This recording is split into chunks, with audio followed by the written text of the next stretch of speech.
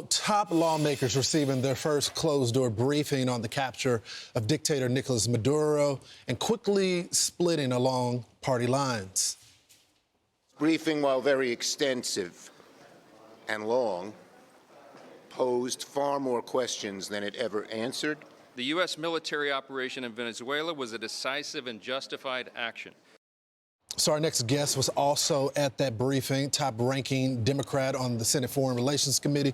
Senator Jeanne Shaheen joins us now. Senator, thanks so much for joining the program. Good morning. You know, Senator, your record has pretty much been clear. You have been an advocate for human rights. The Global Voices of Freedom Act that you co-sponsored. You have had vocal language against the cartel human trafficking. But you don't support this strike from the administration to capture Maduro. Why is that? Well, I think it's a little more complicated than that, Lawrence. Okay. The fact is, this was a masterful military effort. I applaud all of our men and women in the military and in the intelligence services who participated in it.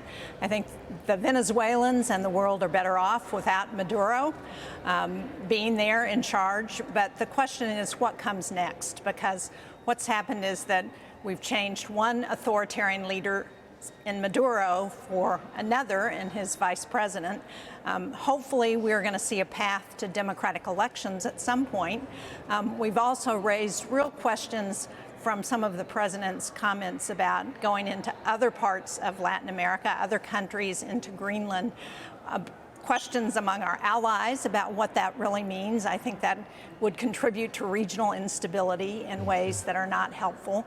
So I think the real questions are what happens next. And, you know, my constituents in New Hampshire want the president focused on how he's going to lower the cost of living that they're facing, because those costs have increased.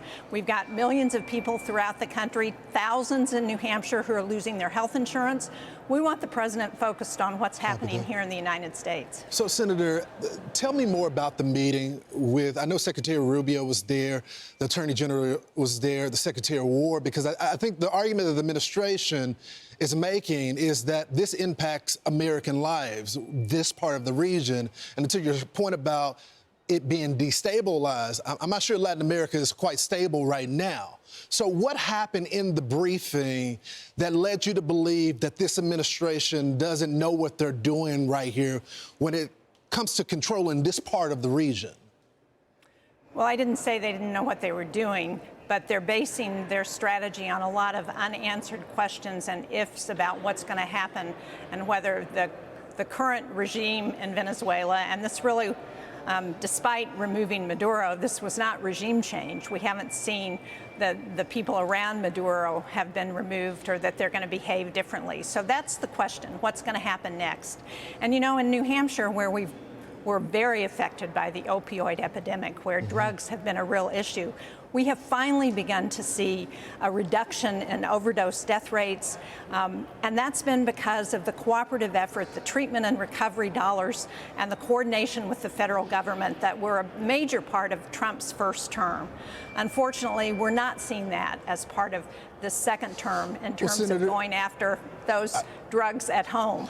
I never want to cut you off, but I'm short on time. I think the administration would push back and say that part of the effort is securing the border and the drug trafficking that's coming there, putting a lot of these narco-terrorists on notice. The senator, former Senator Marco Rubio, who is now the Secretary of State, says that this is only part of the plan. You can't go out there and attack all of these 5 targets at once. So are you open to the administration, piece by piece, enforcing these court documents? I mean, Maduro, in fact, does have a warrant for his arrest, and the administration executed that. Should they have not done that? No, as I said, I think we're better off because Maduro has been taken into custody. The question really is what happens next, and what does this mean for our allies and partners?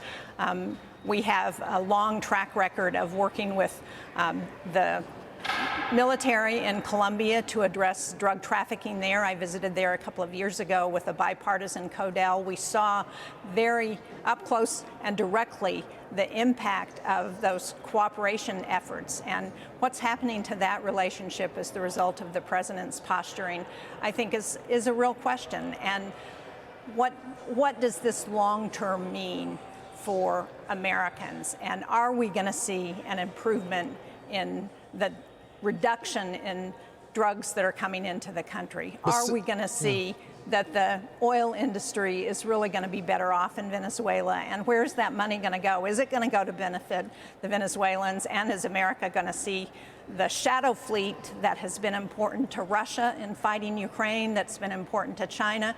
Are we going to take that down and follow up and make sure Senator, that happens? Don't you think and I support that. Don't you think it's way? I mean, I got a lot of friends in Venezuela, and as one of them put it, not my friend, but one of the Venezuelans said when they talked about the Americans taking the oil, they said, "Do you think the Russians and the Chinese are in Venezuela for the recipe?" Of course, they're not there for that. They're there for the oil.